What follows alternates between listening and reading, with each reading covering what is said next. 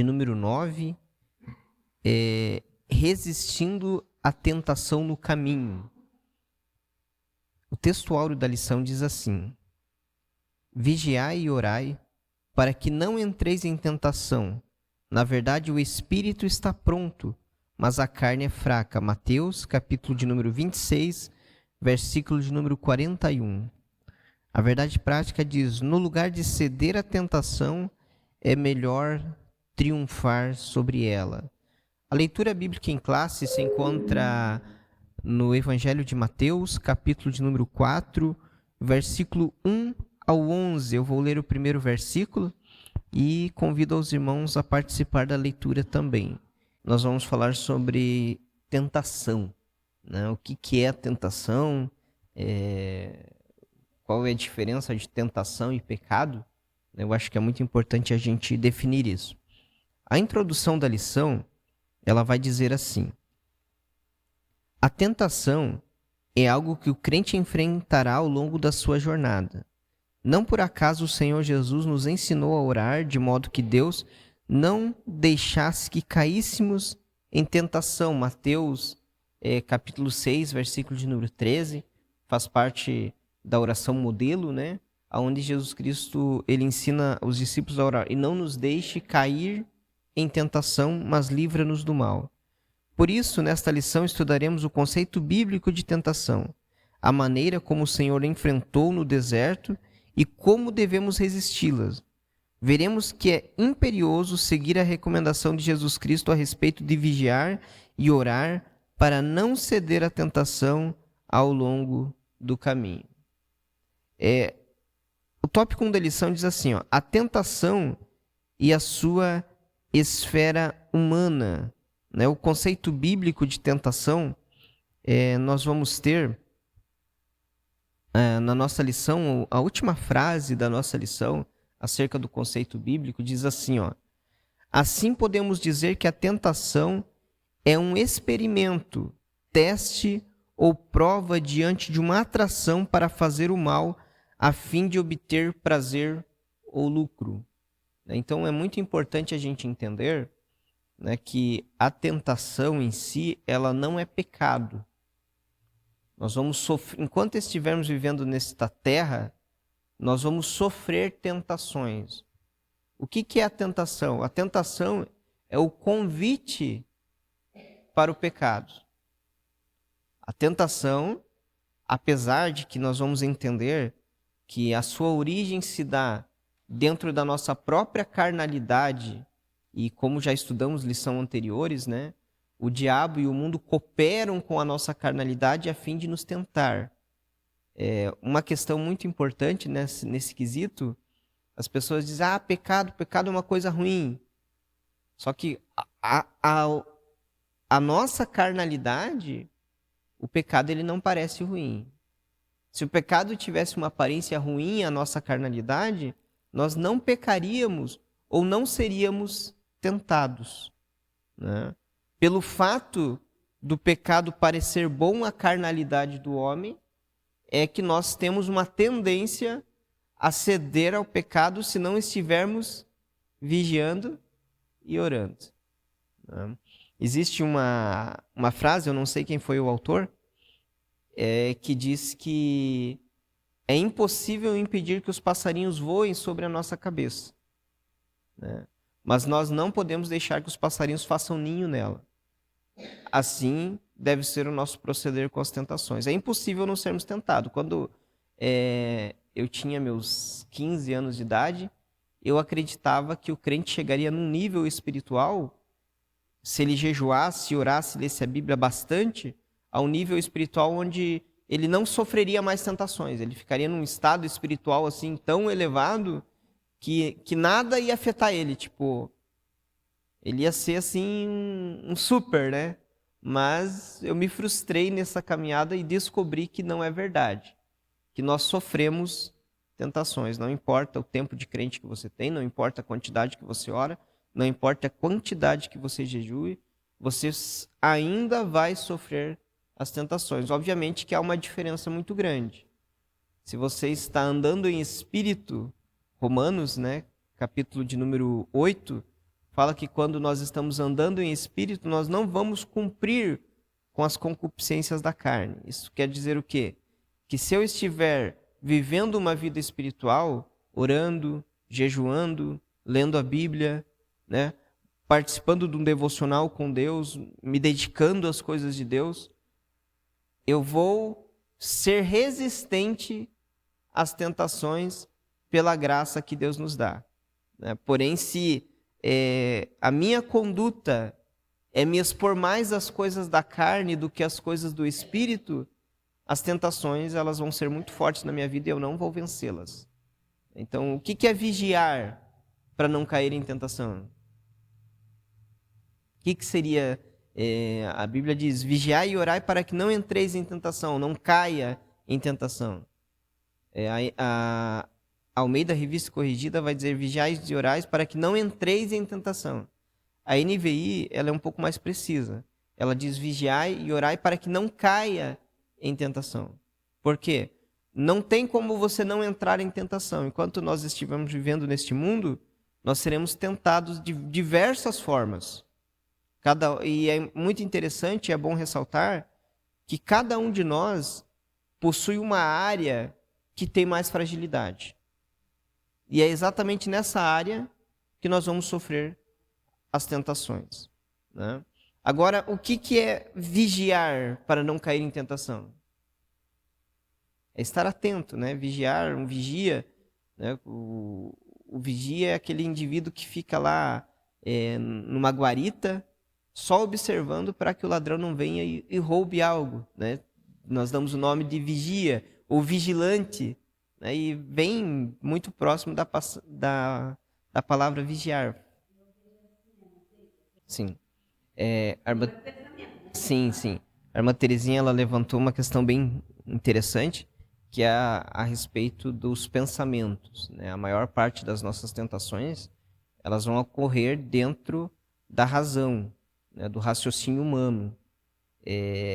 Nós, todas as vezes que vamos decidir algo, a gente passa pela questão da preposição de valores, né? Se é bom para mim ou se não é bom para mim. Isso é em todas as esferas e também nessa esfera da tentação.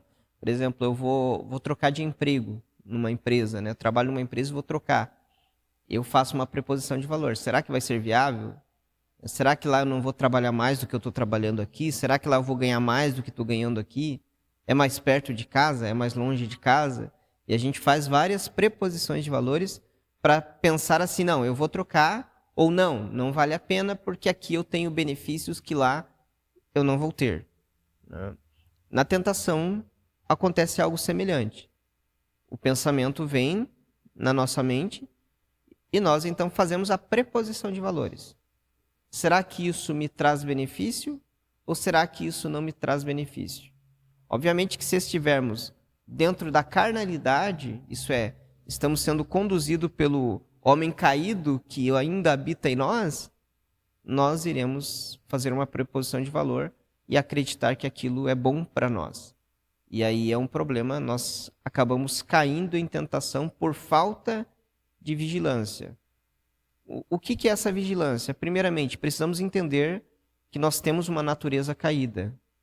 Nós temos uma natureza que é predisposta a se afastar de Deus, mesmo crentes.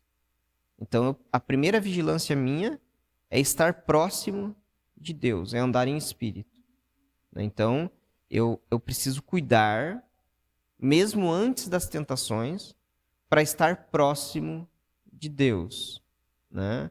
Então, congregando, escutando boas mensagens, estando na igreja e também vigiar e orar, é o que a Bíblia nos recomenda, né? Em segundo ponto, eu preciso estar vigilante na minha visão. Em que sentido? Existe um termo que é usado que fala sobre cosmovisão. Cosmo, a palavra cosmo é mundo, é visão de mundo. Todas as pessoas, todos nós, temos uma forma que nós enxergamos o mundo. Isso se chama cosmovisão. O mundo, para nós, é diferente. Algumas pessoas, elas enxergam o mundo de forma mais espiritual. Isso é, elas veem até coisas que não existem, acreditando que aquilo ali são coisas espirituais. E aí a gente vê os folclores que acabam adentrando dentro da igreja acerca de alguns assuntos, tais quais anjos e demônios, que às vezes tem aí uns absurdos aí. É por quê? Porque a cosmovisão daquela pessoa é uma cosmovisão espiritualista, né? Eu estou desconsiderando o fator bíblico, tá, meus irmãos? Mas é uma cosmovisão espiritualista. Outros já são mais materialistas, né? Enfim, cada um de nós tem uma cosmovisão. A cosmovisão do crente, do servo de Deus, ela precisa estar pautada na palavra de Deus. A Bíblia fala: lâmpada para meus pés e luz para os meus caminhos. Então, a minha visão de mundo precisa estar iluminada pela palavra de Deus. Quando a minha visão de mundo é iluminada pela palavra de Deus, todos os pensamentos que sobrevêm sobre a minha mente, eu vou pôr ao crivo da palavra de Deus. Eu não vou pôr ao crivo dos meus sentimentos. Por que eu não coloco ao crivo do sentimento humano? Porque a Bíblia diz: enganoso é o coração do homem mais do que todas as coisas. Quem o conhecerá? E outro versículo diz: maldito é o homem que confia no homem. Não é no sentido de confiar no seu irmão, mas confiar no seu próprio coração, né? Isso é um perigo. Eu já contei para os irmãos aqui, uma vez eu acompanhei o relato de um jovem na internet, que ele, desde a sua adolescência, foi pregador, e quando ele chegou na sua juventude, ele descobriu que ele gostava do mesmo sexo, né? E ele, então, nesse relato, ele disse que ele não estava fazendo nada de errado porque a sua mente ou o seu sentimento não o condenava, né? Então, ele estava fazendo um juízo de valor segundo os seus sentimentos e não segundo a palavra de Deus, né? Quando nós fazemos um juízo de valor pelos nossos sentimentos, se o nosso coração estiver afastado de Deus, nós podemos nos equivocar.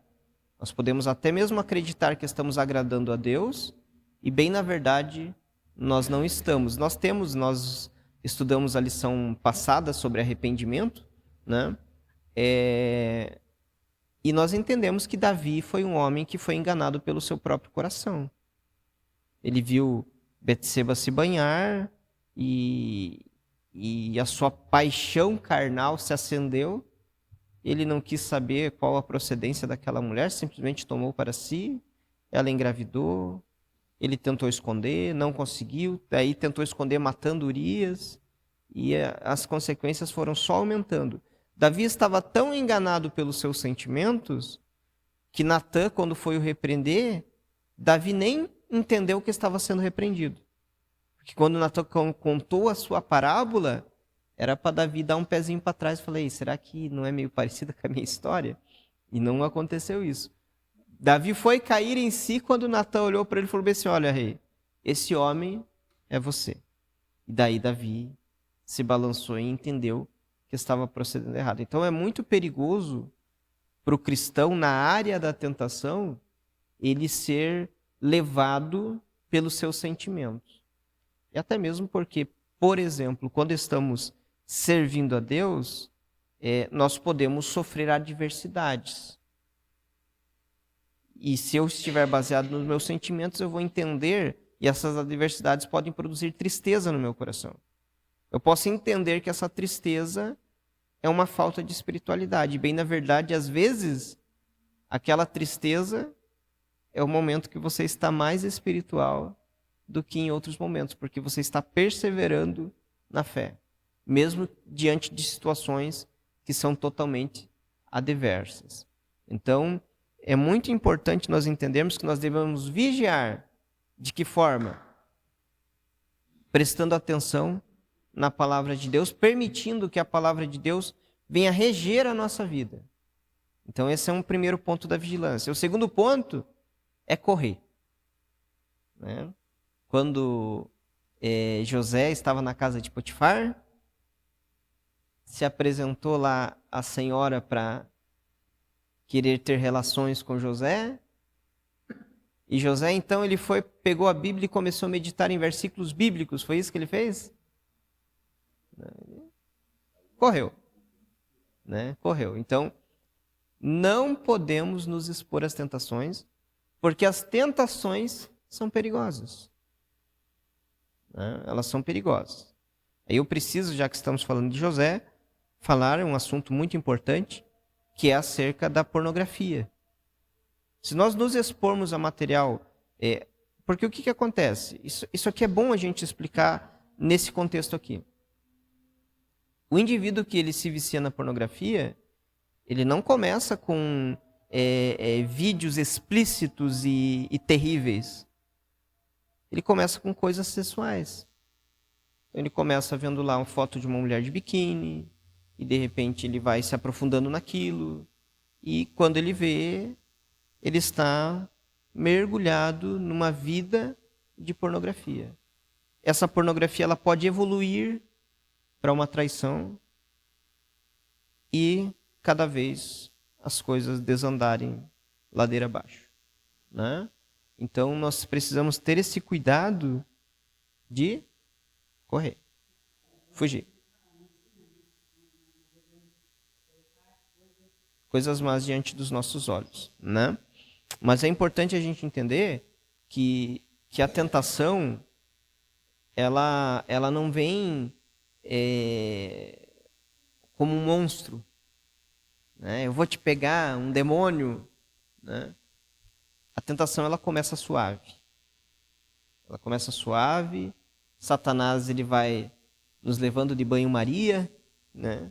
Até que a gente ceda à tentação. Então, o melhor argumento para a tentação é olhar segundo a palavra de Deus e correr. Não se expor a tentações. Eu já vi pessoas, né, que pecaram, que precisaram até mesmo de uma disciplina, e de repente essas pessoas elas se frustram e dizem: por que Deus permitiu? Por que Deus permitiu eu cair, eu estar nessa situação, nessa humilhação? Ou às vezes a família, dependendo da tentação, né, a família é desfeita, causa intriga, causa perca de confiança.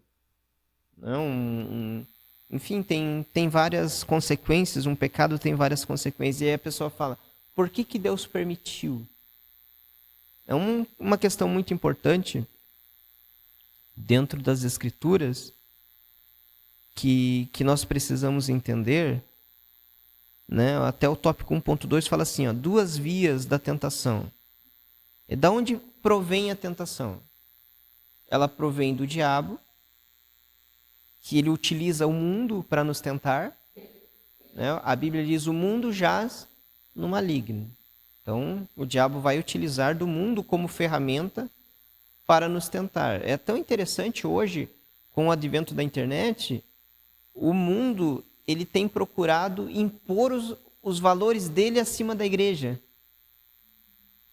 Existe, às vezes eu me pego em situações, em influencers, em vídeos, ou até mesmo em mídia, né, que querem impor um valor à igreja, criticando: a igreja não pode agir assim, porque a igreja tem que agir assim. E bem, na verdade, é uma tentação, é o mundo querendo impor os seus valores em nós. Enquanto que a Bíblia diz: e não vos conformeis com este mundo. Isso é, não tome a forma do mundo. O mundo não pode exercer a sua influência sobre nós. Muito pelo contrário, é nós que devemos exercer a nossa influência sobre o mundo. Então a gente tem que ter muito cuidado com o que o mundo diz e o que o mundo espera de nós. Porque às vezes o que o mundo está esperando de nós é a sua forma para com as nossas vidas. A gente vai ver isso na tentação de Jesus.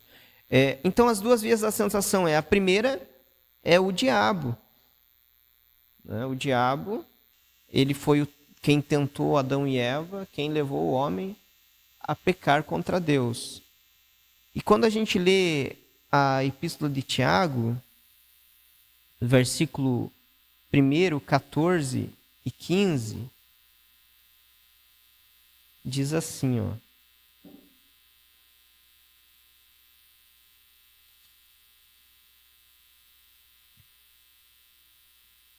Mas cada um é tentado quando atraído e engodado pela sua própria concupiscência. Depois, havendo a concupiscência concebido, dá luz ao pecado. E o pecado, sendo consumado, gera morte. Então, nós somos tentados pela nossa própria concupiscência. Isso é, concupiscência aqui é desejo desenfreado. O homem é tentado pela sua própria carnalidade. Então, é muito importante a gente salientar, existe um versículo que diz que Deus ele a ninguém tenta. É o versículo de número 13 da Epístola ao Tiago, capítulo 1, versículo 13, diz assim, ó: ninguém sendo tentado diga, de Deus sou tentado. Deus não pode ser tentado pelo mal e a ninguém tenta. Então, a origem da tentação, ela não provém de Deus. Ah, Deus permitiu eu ser tentado e eu cair por propósito de Deus. Não. Nunca foi propósito de Deus o homem pecar. Eu conheci uma vez uma certa mulher que se dizia missionária. Só que aquela questão, missionária sem congregação, sem carta e assim por diante. E daí essa mulher engravidou. E aí um dia eu encontrei ela e ela quis dizer para mim que aquela menina que estava no ventre dela foi profetizado. Então, o fato dela ter engravidado foi um propósito de Deus. E basicamente ela estava justificando o seu pecado como se Deus tivesse permitido como um propósito de Deus na vida dela, né? E Deus não tenta ninguém. Somos tentados pela nossa própria carnalidade, né? Devido à nossa natureza adâmica, é que sofremos a tentação. E é interessante porque o versículo 15 dessa leitura diz assim, ó: depois, havendo a concupiscência concebido, dá luz ao pecado. E o pecado, sendo consumado, gera morte. É aqui que nós vemos a preposição de valor. Então, nós somos tentados, a nossa mente, o nosso raciocínio diz, não, isso é bom, eu quero isso. Então, ali se originou o pecado. E o pecado concebido, isso é, a partir do momento que eu pensei, que eu tive o gosto pelo pecado no meu coração, eu coloco em prática. A partir desse momento, aí se gera a consequência. É muito importante a gente dizer isso. Há um versículo lá em Mateus que diz que se o homem ele desejar uma mulher, ele já cometeu pecado, né? Só que é muito importante a gente definir isso. E aqui Tiago ele dá essa progressão. Quando o pecado ainda está na minha mente, eu posso me arrepender, eu confesso para Jesus ali, Senhor, me perdoa, olha esse pensamento aí, não estava equivocado. Às vezes, a Bíblia diz em Hebreus 4,12 que a palavra de Deus é viva e eficaz, e ela é mais penetrante que a espada de dois gumes e apta para discernir pensamentos e intenção do coração. Às vezes, a gente está quase caindo. O nosso coração já liberou e disse, não, eu quero isso. E a gente vem para a igreja e a palavra de Deus corta isso. Ela discerne meu pensamento, a minha intenção. Deus fala comigo por intermédio da palavra e eu entendo, não, eu estou errado.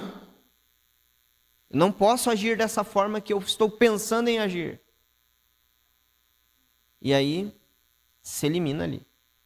Eu lembro-me uma vez, eu estava numa vigília, nós estávamos se arrumando para ir para uma vigília, lá em Curitiba ainda. Aí uma moça, ela leu um versículo, e ela falou, meus irmãos, eu acho que Deus quer falar comigo nesse versículo, só que eu não entendi. Na época eu também tinha muito pouco conhecimento bíblico, e era um versículo lá de Ezequiel, bem complicado, até hoje é um versículo complicado de se explicar. E eu peguei e olhei para aquela moça e falei assim, olha moça, eu não entendo o contexto disso aí. Mas se você entende que Deus está falando com você nesse versículo, o que está dizendo aí? Está dizendo que você tem algo de muito valor e alguém quer roubar isso. E nisso aquela moça chorou, né? Ela caiu em lágrimas, eu fiquei sem entender até. E depois que ela se conseguiu assim reter, né, as lágrimas, o sentimento, ela pegou e confessou para nós que ela havia combinado com o seu namorado que após aquela vigília, quando os pais dela fossem dormir, porque iam estar cansados da vigília, o namorado ia tirar ela de casa e ia roubar ela. Né, os dois eram crentes, né, da igreja e iriam ter essa procedência. Então a palavra de Deus foi exatamente de encontro naquele ato, naquela tentação que aqueles jovens estavam sofrendo e desfez aquilo. Então essa é a importância de nos expormos à palavra de Deus, né? Porque quando nós estamos expostos à palavra de Deus, o pecado ele pode ficar só na esfera da nossa mente, não vai gerar consequências, né? Obviamente que já desagradei a Deus só pelo fato de estar na minha mente. Mas se houvesse, como o caso dessa moça, se houvesse consumado, e mesmo depois, um dia depois, houve arrependimento, mas já tinha saído de casa, já tinha, né, tido relações com o rapaz, aí a consequência é outra, né? Teria consequências, questão de disciplina na igreja, teria consequências dentro da família, talvez a mãe e o pai perdessem a confiança nela, e há uma série de eventos que acontecem e que trazem consequências. O pecado ele sempre vai trazer as consequências, né? Então a gente precisa entender que as duas vias é o diabo, nós somos tentados pelo diabo com a sua instrumentalidade no mundo e pela nossa própria concupiscência. Isso nos dá o tópico 1.3, que fala que a tentação é um fenômeno humano, né? Deus nunca vai permitir uma tentação que não seja humana. Todas as tentações que sofremos é na esfera humana.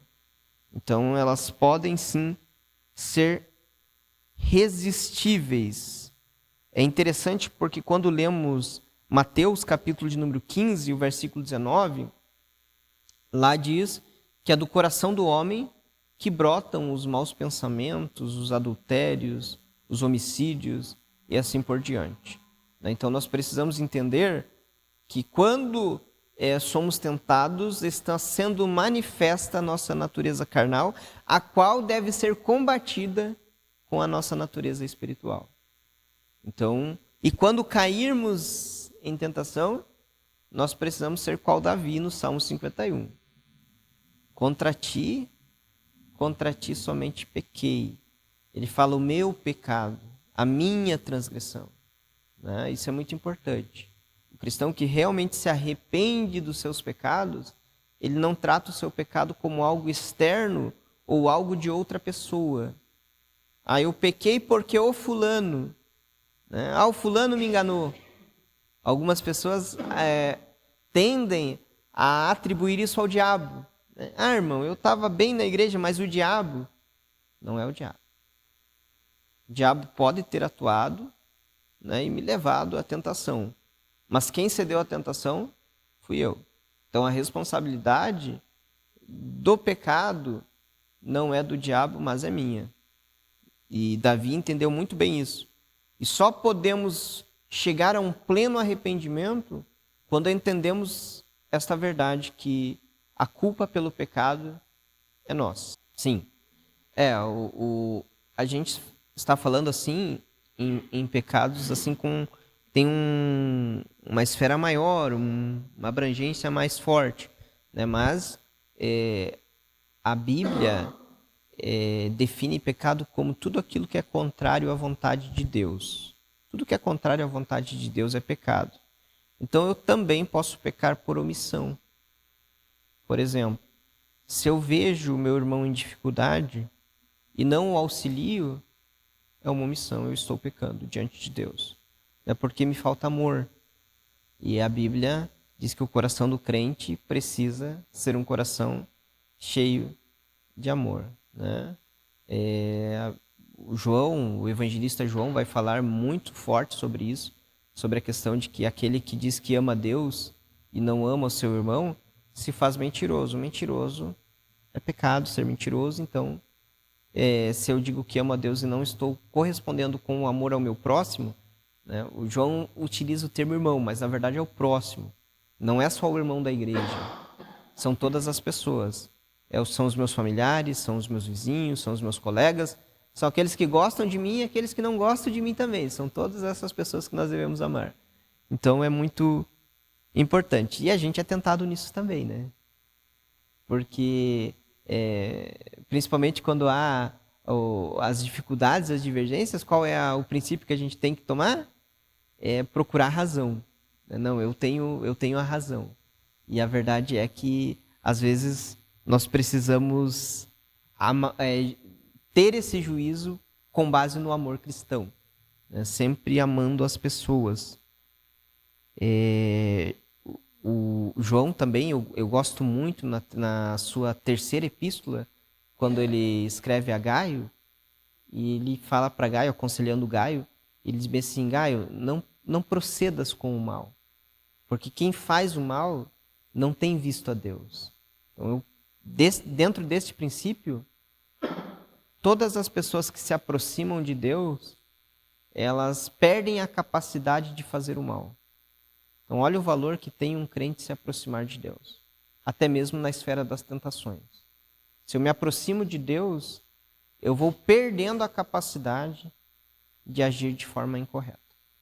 Vou ser tentado? Vou, mas eu estou próximo de Deus, então eu vou estar vigilante, né? Porque eu estou vigiando e orando, eu estou próximo de Deus. Tópico 2 da nossa lição fala bem assim: o Senhor Jesus e a tentação. A primeira coisa que eu quero deixar bem claro aqui para os irmãos, que é muito importante, é Hebreus, capítulo de número 4, versículo de número 15, diz assim, ó: porque não temos um sumo sacerdote que não possa compadecer-se das nossas fraquezas, porém um que, como nós, em tudo foi tentado, mas sem pecado. Então eu gostaria que os irmãos entendessem que Jesus Cristo sofreu todas as tentações que são humanamente possíveis. Como nós, em tudo, ele foi tentado. Porém, sem pecado. Meus irmãos, a gente tem visto cada aberração por aí. Tem gente atribuindo o pecado a Cristo hoje em dia. E para mim isso é inadmissível. Um camarada que faz isso é uma aberração sem tamanho dentro das Escrituras, querer colocar Cristo como um homem pecador, né? O escritor aos Hebreus, ele fala sobre a supremacia de Cristo e ele diz que Cristo ele esteve sem pecado. Então isso é muito importante.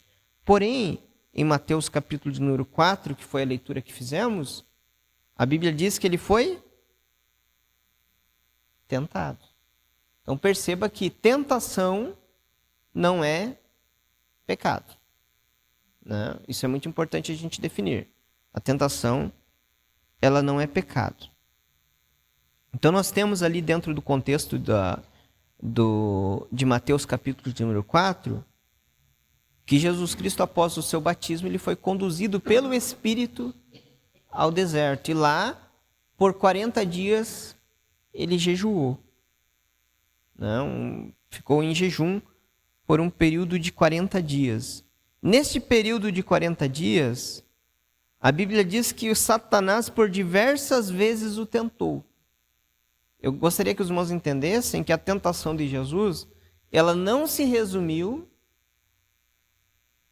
às 3 questões narradas pelos evangelistas: sobre o pão, sobre o pináculo e sobre os reinos do mundo, né? Que são as 3 áreas a qual Jesus Cristo foi as 3 propostas de Satanás.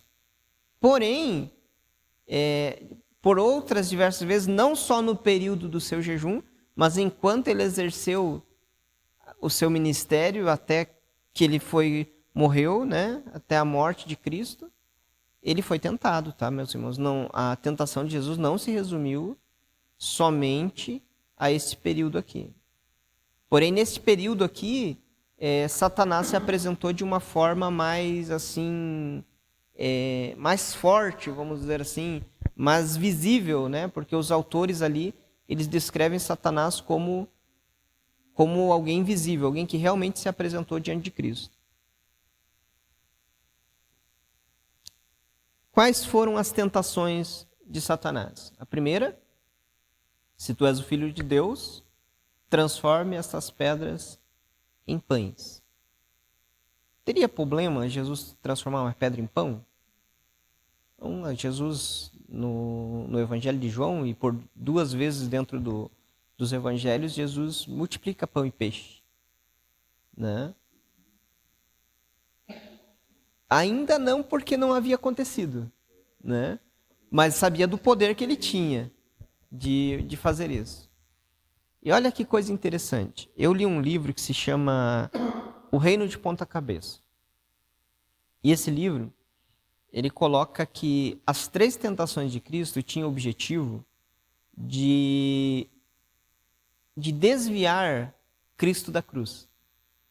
E é bem verdadeiro. Por quê? Quando a gente lê o Evangelho de João, no capítulo de número 6, eu até tinha anotado aqui, deixa eu ver se eu acho a minha anotação. Você vai ver, mas eu acho lá rapidinho. Você vai ver uma das multiplicações de pão de Jesus e você vai encontrar lá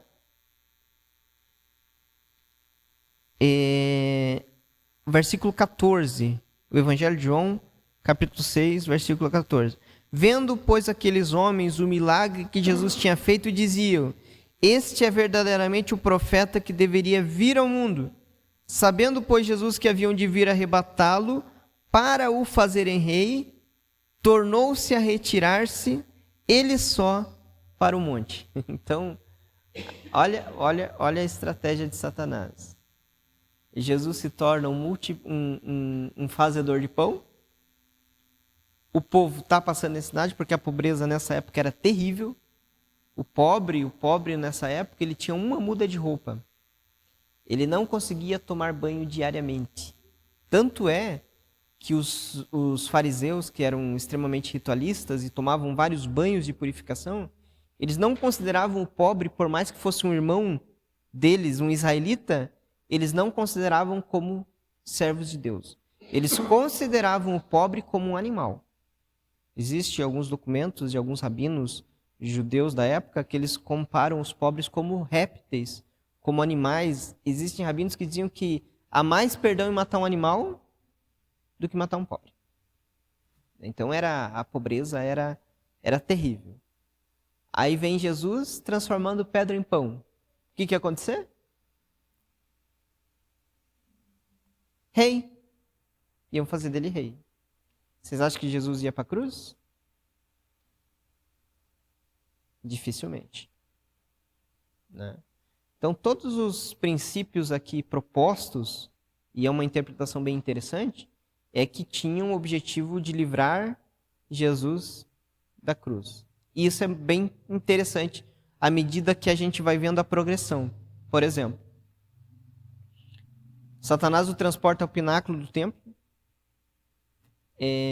Ali há muita discussão teológica se esse transporte foi físico ou se simplesmente Satanás deu uma visão do templo para Jesus. Enfim, não é esse o fator que a gente quer chegar, até porque não existe uma conclusão disso.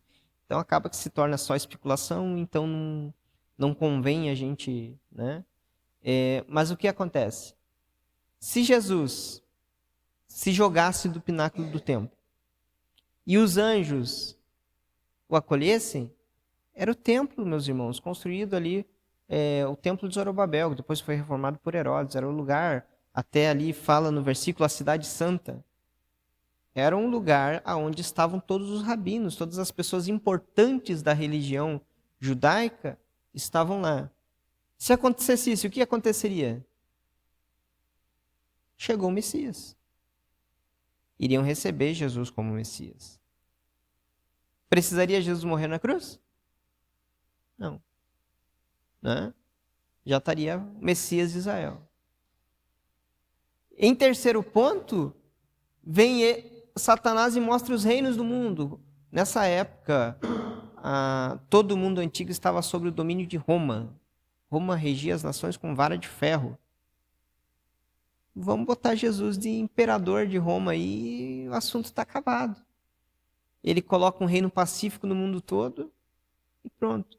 Qual é o problema disso? Qual seria o problema? Até se a gente olha pelos olhos carnais, né, olhando assim pela razão, seria uma boa saída. Jesus era rei, ia ser rei até hoje e estava tudo resolvido. Os conflitos, as guerras do mundo, tudo resolvido. Não haveriam cruzadas como houve depois das guerras entre muçulmano e cristão e tantas outras coisas e barbaridades que ocorreram no mundo, né, até mesmo em nome da religião. Estaria tudo resolvido. Período de Inquisição, estaria tudo resolvido. Porém, o homem não seria resgatado. Então o diabo tem um ditado que diz que Deus criou o caminho e o diabo criou o atalho. Ali na tentação de Cristo, o diabo tentou dar vários atalhos a Cristo e resolver os problemas da humanidade sem que a humanidade fosse redimida. Né? Então foi essa a intenção do diabo. Se apresentou de forma muito sorrateira, assim como se apresentou Adão, né? Ele usa a própria palavra de Deus. Primeiramente, ele diz: se tu és o Filho de Deus, né? Querendo colocar dúvidas acerca daquilo que Deus havia dito. Na segunda tentação, ele é mais perspicaz ainda. Ele diz bem assim: olha, está escrito, aos anjos dará ordem. Né? Ele estava usando a palavra de Deus a benefício próprio. E com distorções, obviamente. E Jesus Cristo disse assim: olha, mas também está escrito, não tentarás o Senhor teu Deus. Sim. Jesus venceu o diabo utilizando a palavra. Né? Então, hoje, né, a única forma que temos de vencer o diabo e vencer as tentações dentro das nossas vidas é pela palavra de Deus. A palavra de Deus, ela precisa estar em primazia nas nossas vidas, meus irmãos. Nós não podemos ter o mensageiro como maior do que a palavra de Deus. A palavra de Deus, ela sempre será maior do que o mensageiro. Quando eu digo isso, entendam que a questão da proclamação, quando havia lá uma guerra, até quando Saul morreu, o mensageiro foi lá levar a mensagem da morte de Saul para Davi, né? Existiam pessoas que eram mensageiros. O que ele fazia? O rei tinha uma mensagem para mandar para um outro reino ou para um outro exército.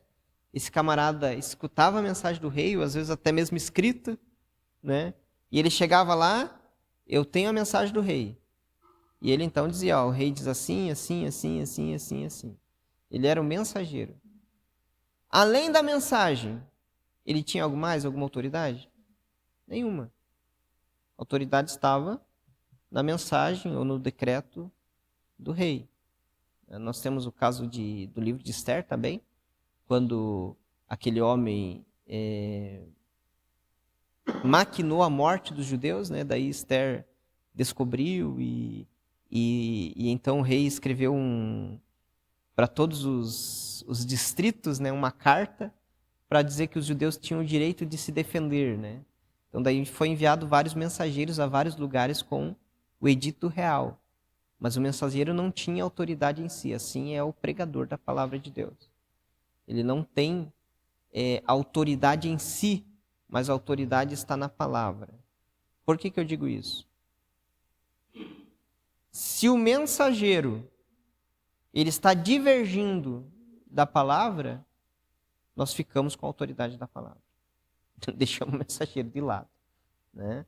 Isso é muito importante. Por quê? Porque hoje nós estamos vivendo num contexto que as pessoas pegam alguns homens e colocam esses homens como detentores da verdade, exaltam esses homens até a um nível de que parece que eles se tornam semideuses, né? E se acaba perdendo-se a simplicidade que se há no mensageiro. E aí, às vezes, a gente vê que esses homens tomam caminhos ruins, e às vezes a igreja fica até decepcionada com a palavra de Deus. Ah, mas a palavra... Não. Ele é um mensageiro. A palavra de Deus é que é importante. Então, nós vamos dar primazia ao que a palavra de Deus diz e não... Né? Obviamente, vamos escutar bons mestres, bons pregadores, mas nós os vamos escutar à medida que eles estão pregando segundo o que a palavra de Deus diz. A partir do momento que sai disso, nós fechamos nosso ouvido para o ensinador, o pregador, seja quem for, né? Então é muito importante o cristão conhecer a palavra de Deus. O Paulo, ele fala sobre os bereanos, né? Paulo estava pregando e eles estavam lá fazendo o quê? Conferindo se o que Paulo falava era verdade ou não, né? Se Paulo tinha uma base para sustentar as suas doutrinas. Então nós também devemos ser dessa forma e somente na palavra de Deus é que temos força para vencer o diabo. Semelhantemente, eu falei para os irmãos acerca dessa questão de que o diabo tinha o propósito de desviar Jesus da cruz, né? E por isso as tentações nessa área. Era o pão, era se jogar do pináculo e ofereceu os reinos do mundo se ele adorasse a Satanás, né? Semelhantemente, há uma correlação disso ao que João apresenta lá na sua epístola, na sua primeira epístola, no capítulo de número 2, versículos 15 e 16, que fala sobre a concupiscência dos olhos, a concupiscência da carne, a concupiscência dos olhos e a soberba da vida. Por quê? A concupiscência da carne está muito ligada com as nossas necessidades. A concupiscência dos olhos está muito ligada aos nossos desejos, aquilo que queremos. E a soberba da vida está muito ligada aos nossos sentimentos, a como queremos nos sentir. Então, foi também nessas áreas que Cristo foi tentado. Pão, reconhecimento humano e poder. Pão, suas necessidades básicas. Se jogar lá do pináculo e ser recebido pelos mestres da época, seria o reconhecimento humano. E ter domínio sobre os reinos do mundo seria poder bélico, né? Um imperador romano, se ele quisesse destruir uma cidade, assim como destruíram Jerusalém em 70 depois de Cristo, era só ele decretar lá e o pessoal ia lá e arrasava com tudo, né? Porque tinha muito poder bélico, muito poder de domínio. Então foram nessas áreas também aos quais Jesus foi tentado, né? E é bem verdade que nós também sofremos esses tipos de tentações. Nós temos a tentação que está mais voltada às nossas necessidades básicas, né? Porque nós temos necessidades. Nós temos necessidade de alimentação, né?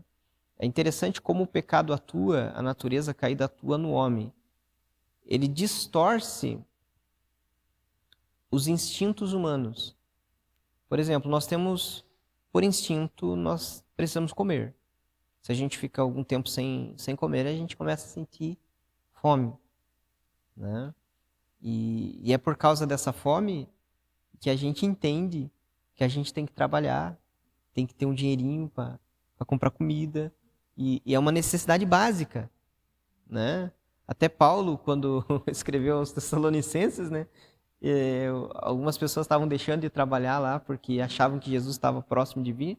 Aí Paulo foi muito, muito duro nessa questão, usando essa questão da necessidade básica, né? Aquele que não trabalha, que também não coma, né? Porque é impossível você não comer. Uma hora, né? Você vai ter que se alimentar. Então é uma necessidade básica. Porém, essa necessidade básica, ela é suprida. Uma cesta básica hoje, ela supriria uma necessidade básica. Teria um banquete? Não. Mas você consegue, né, se alimentar com arroz, com feijão, né, talvez um ovo. Você consegue ali se alimentar. O que acontece? O indivíduo ele é tentado. De repente, alguém lá na firma está fazendo um cambalacho que vai tirar ele daquela alimentação mais rudimentar, aquela alimentação mais simples, e vai dar direito para ele, então, poder estar em ambientes sofisticados, comendo comidas sofisticadas, e ele pensa, não, eu vou entrar nisso porque eu quero isso, eu desejo isso, eu quero estar nos melhores restaurantes da cidade. E algumas pessoas vão ser tentadas nisso, a fazer coisas erradas para obter esse tipo, entre aspas, né, de lucro. Então, cada pessoa é tentada dentro dos seus instintos deturpados. Nós temos um instinto dentro de nós. O ser humano ele é um ser social. Ele não foi feito para estar sozinho. O próprio Deus, quando fez Adão, olhou para Adão e disse, olha, não é bom que o homem esteja só. Então, o homem sozinho, ele não vive bem. Por isso, Deus ele instituiu casamento, que é algo muito bom, muito maravilhoso ter um companheiro, ter uma companhia, né? Só que os instintos humanos deturpam isso. E de repente a gente vê uma pessoa que quer namorar com um monte de gente, né? E até mesmo não quer casar, em rebeldia à ordem divina, só quer estar namorando por aí e tal. E aí a gente vê que o que é isso? É os instintos básicos que foram deturpados pelo pecado, e algumas pessoas vão sofrer a tentação exatamente dentro desses instintos básicos. Outra questão que nos tenta muito é a concupiscência dos olhos, é querer ter aquilo que não temos. Adão e Eva, eles caíram exatamente nesse contexto. O que Adão e Eva precisavam? Nada. Tinham tudo. Mas chega a serpente e diz assim, olha, vocês não têm uma coisa. Vocês não têm conhecimento do bem e do mal. E vamos adquirir isso para nós. E cair. Isso é muito sério, meus irmãos. A gente tem que aprender a lição de contentamento com Deus. A Bíblia diz que o cristão, ele precisa estar contente. O cristão pode planejar? Deve planejar. O cristão pode desejar algo melhor? Um emprego melhor, uma casa melhor, um carro melhor? Deve o jovem cristão, né? Deve desejar uma companheira para si? Deve, claro que deve. Deve sonhar com isso? Deve. Eu lembro que quando eu era jovenzinho, eu sempre orava e eu falava, ó Senhor, quando o Senhor me der uma companheira, eu quero assim, assim, assim. E Deus ouve as nossas orações. Né? Porém, eu não posso deixar que os meus desejos me dominem a ponto que se tornem concupiscência dos olhos. Nós vivemos num mundo pragmatista. O que é isso? Aonde os fins justificam os meios. Até eu posso usar um exemplo aqui bem ruim para dizer isso para vocês. Hoje, existe um site de relacionamentos que são para mulheres universitárias. Elas se inscrevem lá e alguns homens, então, vão dar apoio financeiro para elas se formarem. Vocês sabem que hoje uma faculdade de medicina é caríssima. E em troca elas vão oferecer favores sexuais. Concupiscência. E o mundo pragmatista diz bem assim, não, é por um bom motivo. que lá no final elas vão ser doutoras.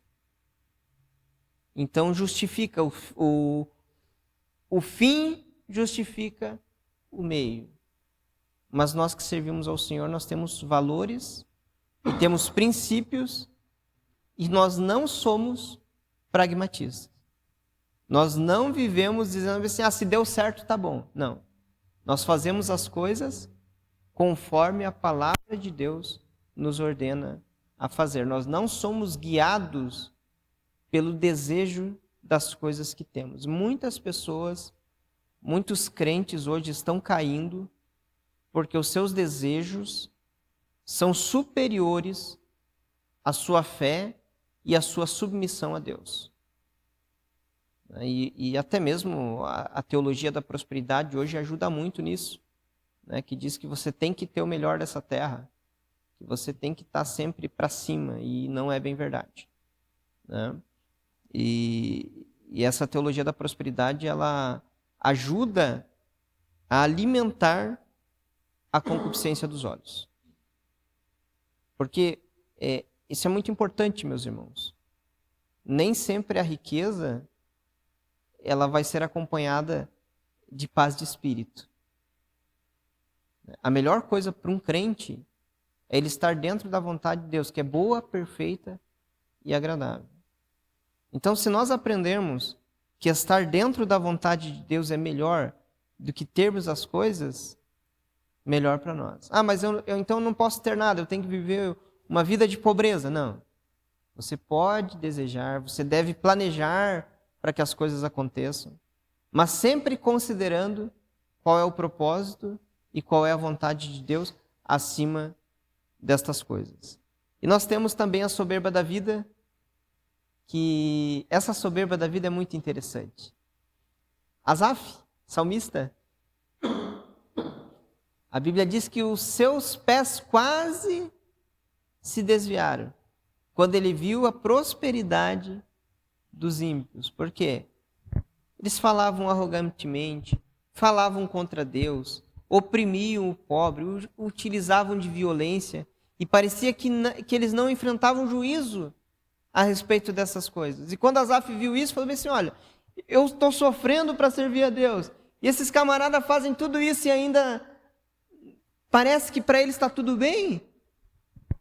Aí quando a Bíblia diz que quando eu entrei no templo do Senhor foi que eu percebi.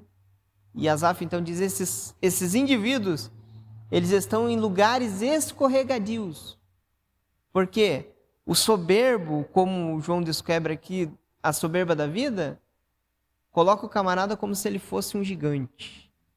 Eu nunca vou cair. Eu mando em tudo, né? Só que o problema é que o ser humano é limitado e vai chegar um momento da vida dele que ele vai se deparar com a dita da morte.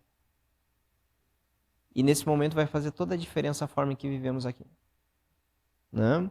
Então nós precisamos entender que todos nós vamos ser tentados nessas áreas. Até o Jeremias também. Há um versículo em Jeremias, eu não sei se eu consigo achar de forma muito rápida aqui, porque não é um versículo comum que eu leio sempre. Mas Jeremias, ele pensou como Asaf também. Capítulo de número 12, que diz assim, justo serias, ó Senhor, ainda que eu entrasse contigo num pleito. Contudo falarei contigo dos teus juízos. Porque prospera o caminho dos ímpios? E vivem em paz todos os que procedem aleivosamente? A NVI trata de forma diferente e diz que Deus é justo em todos os seus caminhos. Mas mesmo assim, eu gostaria de falar com o Senhor a respeito da sua justiça. E depois diz que por que vivem em paz todos aqueles que são traidores? Porque Jeremias viveu num contexto ali de muita rebeldia contra Deus. E ele fala bem assim, olha, como é que pode? Esses camaradas, tudo rebelde, tudo ruim, estão prosperando. Até o próprio Jeremias chegou a pensar dessa forma, né? Por que Jeremias pensou dessa forma? Veja bem, Jeremias trazia para o povo uma mensagem da parte de Deus. E dizia, olha, vocês precisam se arrepender dos seus pecados. Até esse capítulo aqui, ainda não estava decretada a destruição de Jerusalém. Mas vocês precisam se arrepender. O povo não ouvia. E não só não se contentavam em não ouvir, como tentavam repreender Jeremias.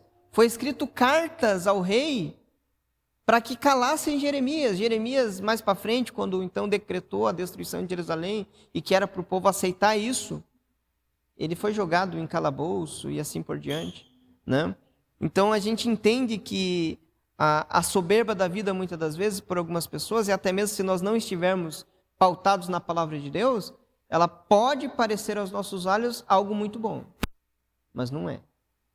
Então nós também podemos sofrer esse tipo de tentação. O tópico 2.3 diz bem assim, como Jesus venceu a tentação. A tentação ela foi vencida pela palavra de Deus. Então nós temos dentro da palavra de Deus, o conhecimento da palavra de Deus nos fortalece para que venhamos também vencer as tentações, né? Nós temos que entender também que Jesus estava num contexto de jejum e oração. Então, nós devemos aliar a nossa meditação à palavra de Deus com jejum e oração para vencermos as tentações. Tópico 3 diz, resistindo à tentação. Uma verdade muito importante aqui, o tópico 3.1, todos somos tentados. Meus irmãos, não existe crente que não é tentado. Esses tempos atrás eu fui pregar lá na Barra, foi muito interessante. E daí eu fui conversar com o irmão Niceu na porta da igreja, e foi bem na época que eu recém tinha saído da cirurgia, eu havia operado a vesícula, né? E eu sofri bastante, 1 ano e pouco, com muita dor. Não foi fácil, a dor é terrível, só quem passou que sabe a dor que é. E aí eu estava contando o Maurício, agora estou bem, graças a Deus, eu operei a vesícula e eu falei, mas meu irmão, não foi fácil. Quantos dias eu passei de dor, a dor é insuportável, você não sabe se senta, se levanta, e estava contando para ele a experiência que eu tive ali, e estava um novo convertido do lado. Ele olhou assim, e eu tinha pregado, foi muito abençoado aquele culto. Ele olhou e falou, senhor irmão, mas crente também passa essas coisas? Porque na mentalidade dele, o novo convertido, ele tinha algumas semanas de crente, né? Ele achava que o crente era assim, se converteu, Deus bota numa caixinha, né? E deixa guardado de todo mal ali, e não acontece nada de ruim com o crente, né? E algumas pessoas pensam acerca disso a tentação. Exatamente. Que tem que ser tudo... E então, isso aqui é muito importante. Todas as pessoas, elas sofrem tentações.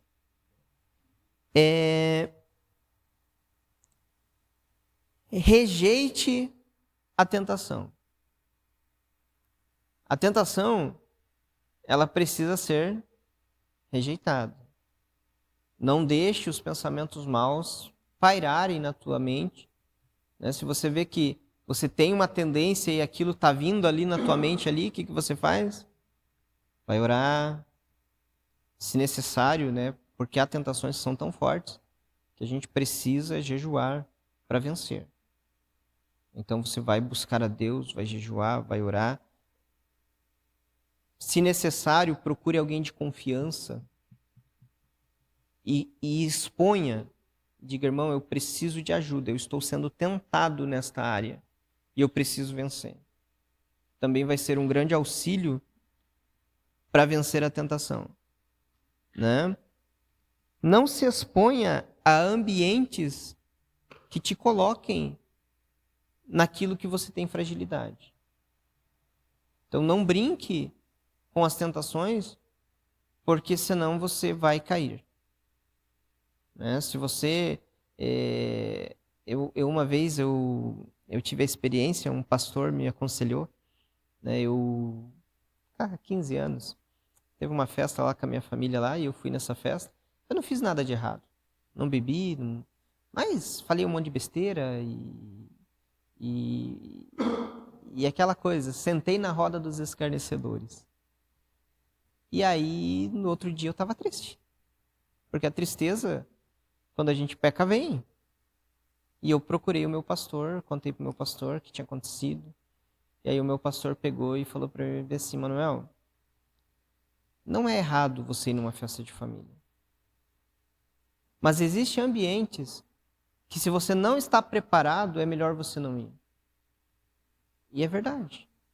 Né? Porque se a gente não vai vencer, por que vamos nos submeter a algo que pode ser perigoso? E em terceiro ponto, né, tópico 3.3 fala sobre arrependa-se. Nós já tivemos uma aula acerca disso. É muito importante, meus irmãos, quando cairmos em tentações, né, entendermos, filhinhos, não pequeis, mas se pecares, tendes um advogado.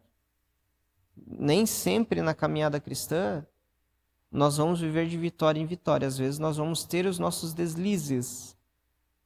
Mas nós podemos procurar a Cristo, confessar as nossas dificuldades diante dele. A Bíblia até fala em Tiago que nós devemos confessar os nossos pecados uns aos outros.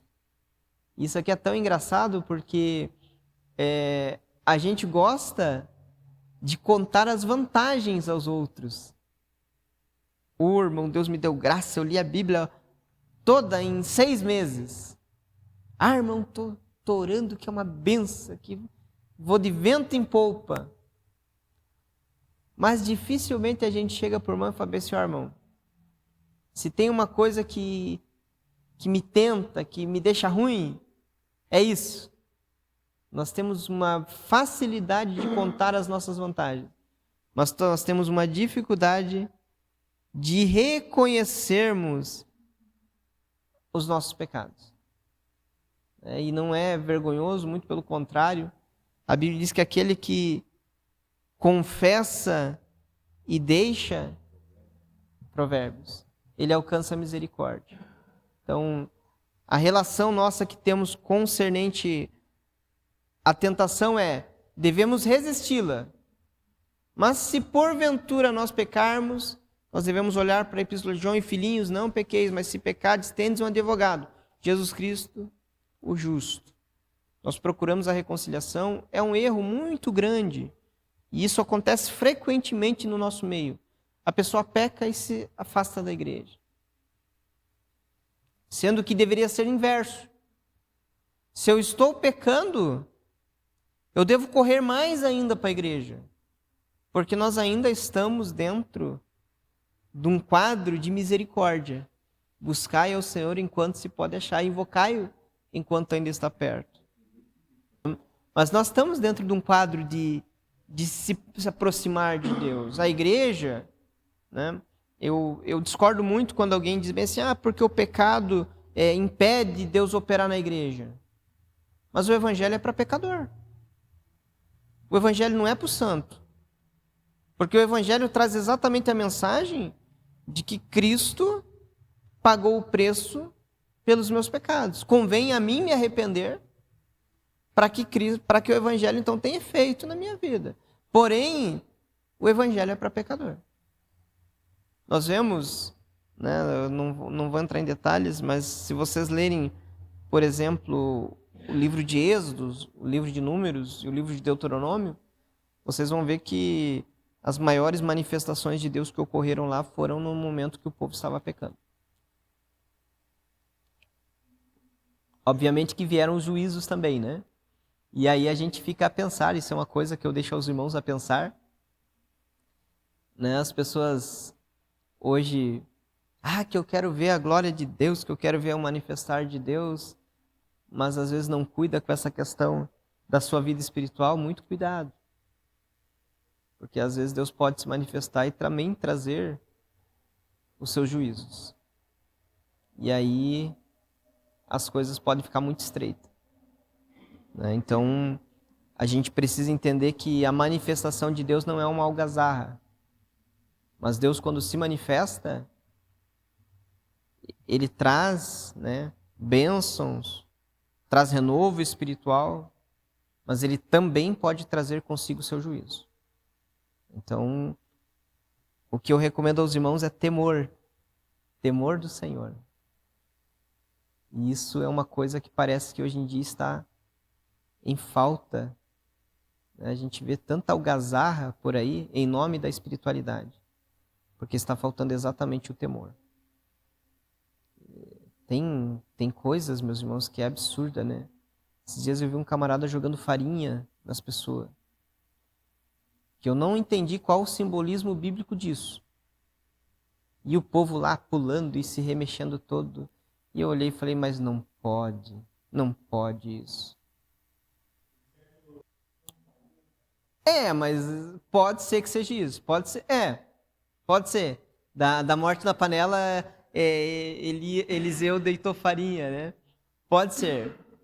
Mas meus irmãos, temor a Deus.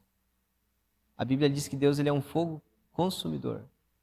Nós estamos vivendo... Quando a gente lê, eu já vou terminar, quando a gente lê Hebreus capítulo de número 12, que vai terminar com esse versículo, porque Deus é um fogo consumidor, é muito interessante a progressão daquele versículo. Começa falando da caminhada, da carreira cristã. Nós devemos correr olhando para Jesus, autor e consumador da nossa fé. Depois vai falar que Deus é um pai que corrige os seus filhos. Depois vai falar acerca de seguir a santificação e a comunhão com os irmãos. Seguir a paz e a santificação, sem a qual ninguém verá o Senhor.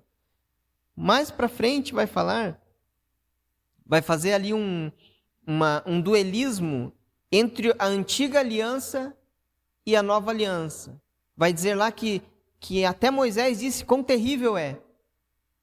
E depois de falar da nova aliança, vai terminar o versículo dizendo, porque Deus é um fogo consumidor. Isto é, nós vivemos na dispensação da graça. Deus é muito misericordioso para conosco. Deus é muito amoroso para conosco. Deus tem um propósito de salvação na vida de cada um de nós.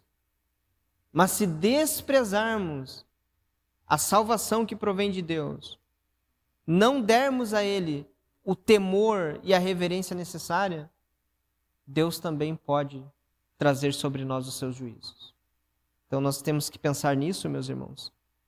E isso é muito importante. Entendermos que a igreja serve um Deus de amor, um Deus bom, que não precisamos ter medo dele, mas nós devemos também ter em mente que ele pode sim trazer os seus juízos sobre as nossas vidas, se formos desobedientes à sua palavra ou rebeldes às suas ordenanças. Amém, meus irmãos? Que Deus nos guarde, que Deus nos dê graça para vencermos todas as tentações. E se não vencermos, entender que não está tudo perdido, meus irmãos. Nós podemos ser restituídos novamente. Obviamente, como já estudamos lições anteriores, haverão consequências. Todo pecado gera uma consequência, infelizmente. Mas ainda podemos salvar as nossas almas, mesmo diante das consequências do pecado. Vamos orar então, meus irmãos. Depois da oração, as meninas, já a classe Geração de Adoradores, estará fazendo sua apresentação, e nós depois deles também. Senhor Deus eterno, Deus de graça, nós te louvamos por este momento ao qual passamos diante da tua presença, Senhor. Nós falamos acerca das tentações e eu quero pedir ao Senhor que o Senhor nos livre do mal, que o Senhor guarde a nossa alma, que possamos viver longe, distantes do pecado, Senhor. Mas também eu quero orar sobre as nossas vidas e pedir a tua misericórdia, Senhor, que quando venhamos pecar contra o Senhor, venhamos entender que podemos ser restituídos pelo Senhor. Nos guarda e nos livra, Senhor, das ciladas do diabo. É o que eu oro e peço em nome de Jesus. Amém e amém.